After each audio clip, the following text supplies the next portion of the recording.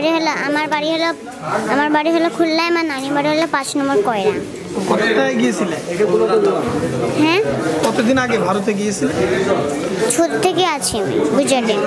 তোমার বাবা মা কোথায় আছে? মা জেলে, বাবা বাংলাদেশে। মা এখনো জেলে আছে ভারতে?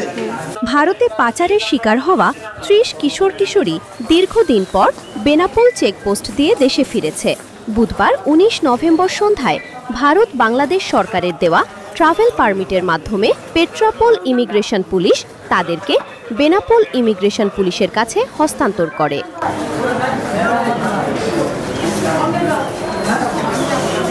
আমার বাবা আমাকে ইন্ডিয়ায় নিয়ে গেছিল। ইন্ডিয়ায় আমি 11 বছর ছিলাম। তারপরে আমরা বাংলাদেশে ফিরেছিলাম, তখন আমাদের পুলিশে নিয়েছিল।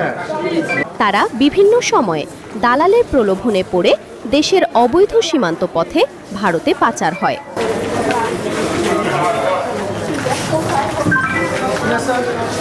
মা বাবার সাথে ইন্ডিয়ায় গেছিলাম, ওখান থেকে আসার সময় ধরা পড়েছি।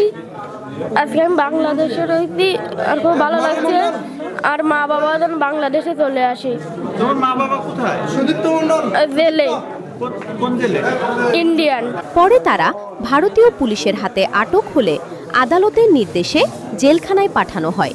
সেখান থেকে পশ্চিমবঙ্গের বিভিন্ন এনজিও সংস্থা আদালতের মাধ্যমে তাদের মুক্ত করে নিরাপদ আবাসস্থলে রাখে। বিভিন্ন সময়ে পাচার হওয়া 30 জন বাংলাদেশি শিশু কিছুক্ষণ আগে দেশে ফিরেছে। এদের মধ্যে 19 জন ছেলে শিশু এবং 9 জন মেয়ে শিশু। এরা 2 বছর আগে দালালের খপ্পরে পড়ে বিভিন্ন সীমান্ত দিয়ে ভারতে পাচারের শিকার হয়।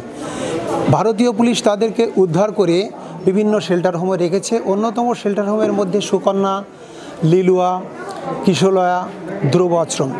সেখান থেকে তারা বাংলাদেশে ফিরেছে। কিছুক্ষণ পর আমরা বাংলাদেশ ইমিগ্রেশন থেকে বেনাপোল পোর্ট থানা থেকে সংস্থার জিম্মায় নেওয়ার পর তাদেরকে নিজ নিজ পরিবারে হস্তান্তর করব।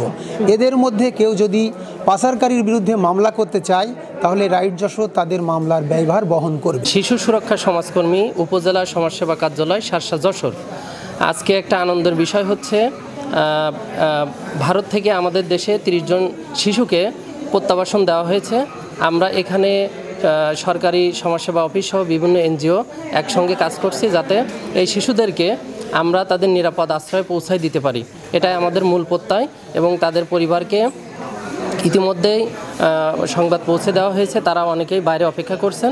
আমরা এখান থেকে ইমিগ্রেশনের কাজ শেষ করে আমরা তাদেরকে তাদের পরিবারের হাতে তুলে দিতে পারলে এটাই সবচেয়ে বড় আনন্দের বিষয় হবে। অবশেষে ভারত বাংলাদেশের এনজিও সংস্থার যৌথ উদ্যোগ ও 2 দেশের সরকারের দেওয়া ট্রাভেল পারমিটের মাধ্যমে তাদের এই স্বদেশ প্রত্যাবর্তন হয়।